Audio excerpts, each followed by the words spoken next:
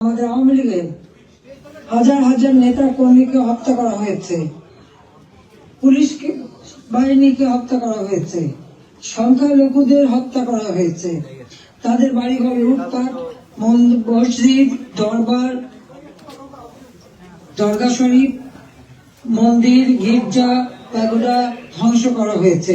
মানুষের কথা বলার অধিকার নাই, ন্যায় বিচার পাওয়ার অধিকার নাই,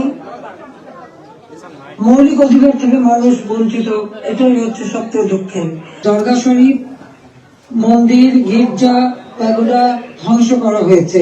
আজকেও যখন বাংলাদেশ অত্যন্ত একটা কঠিন সময়ের মধ্যে দিয়ে যাচ্ছে, একটা ফ্যাসিস্ট সরকারের অধীনে বাংলাদেশের মানুষের মৌলিক অধিকার, বেঁচে থাকার অধিকার সবই হরণ করা হয়েছে।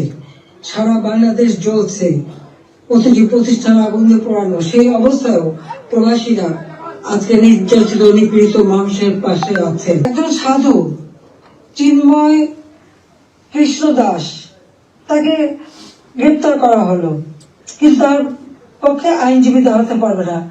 এটা কোন ধরনের বিচার যে একজন আসামির পক্ষে আইনজীবী দাঁড়াতে পারবে না? যদি কোনো আসামি আইনজীবী না দিতে পারে তো এটা সরকারের দায়িত্ব আইনজীবী নিয়োগ দিয়ে দেওয়া, ন্যায় বিচারের স্বার্থে। বাংলাদেশে ন্যায় বিচার নাই। চিন্ময় কৃষ্ণ দাসের বিরুদ্ধে দায়ের হলো নতুন মামলা।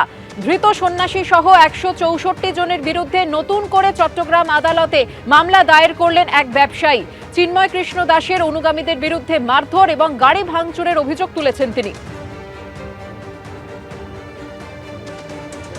গোটা বিষয়টা খুব আনফর্চুনেট। আমরা দেখছি কি কিরকম যারা যারা চিন্ময় কৃষ্ণ দাসের দাঁড়ানো, ওনার সঙ্গে দাঁড়ানোর চেষ্টা করেছিল, ওদের সবার বিরুদ্ধে এরকম মামলা করা হচ্ছে। ওদের 70 জন যে আইনজীবী এসেছিল, আমি শুনেছি কি ওদের বিরুদ্ধেই মামলা করা হয়েছে, মারধর করা হয়েছে, ওদের চেম্বার ভেঙে দেওয়া হয়েছে। আর এখন অন্য লোকের মতলব এটাই চেষ্টা হচ্ছে কি যে কেউ চিন্ময় কৃষ্ণের সঙ্গে দাঁড়াতে আসবে ওদেরকে আমরা এরকম হ্যারাস করব। বিচার প্রক্রিয়া সম্পন্ন হলেই শেখ হাসিনাকে ভারতের কাছে ফেরত চাওয়া হবে বলে জানিয়েছেন মোহাম্মদ ইউনূসের প্রেস সচিব শফিকুল আলম। আর আজ ভারতের বিদেশ সচিবের সফর প্রসঙ্গে তিনি জানিয়েছেন পারস্পরিক স্বার্থ সংশ্লিষ্ট বিভিন্ন বিষয় নিয়ে আলোচনা হবে।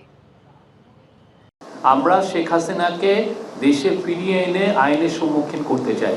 যেহেতু ইন্ডিয়ার সাথে আমাদের একটা এক্সট্রাডিশন ট্রিটি আছে, সেটা এক্সট্রাডিশন ট্রিটিতে আবার কিছু সার্টেন লিগাল প্রসিডিউরটা করে তারপরে আপনি এটা একজনকে এক্সট্রাডিশন চেতে পারেন। তো আমরা সেই প্রসিডিউরটা আমরা কমপ্লিট করছি।